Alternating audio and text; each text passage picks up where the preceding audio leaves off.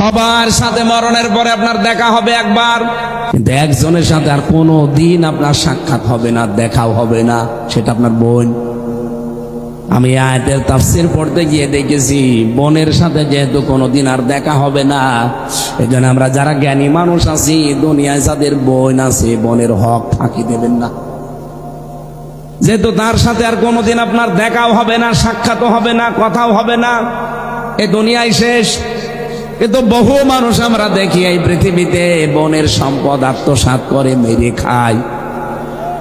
কেউ কারো না, পৃথিবীতে যত মানুষ আপনার আত্মীয় স্বজন যত রকমের আছে, পৃথিবীর জমিন শেষ করার পরে সবার সাথে একদিন দেখা হবে, কিন্তু কেউ আপনার পরিচয় দেবে না। প্রথমে আমি পেয়েছি ভাইয়ের নাম, মায়ের নাম, বাবার নাম, স্ত্রীর নাম, সন্তানের নাম, বন্ধুর নাম, এরপরে নেতা যারা নেত্রী আছে এদের নাম। এই মানুষগুলো কিয়ামতের দিন আপনার সাথে দেখা হবে, কিন্তু কেউ আপনার পরিচয় দেবে না, দেখলেই দৌড় দেবে। কিন্তু একজনের সাথে আর কোনোদিন এই দুনিয়ার জমিন শেষ করার পরে আর দেখা হবে না, তিনি হচ্ছেন আপনার বোন। কি বললাম? কথা বুঝতেছেন?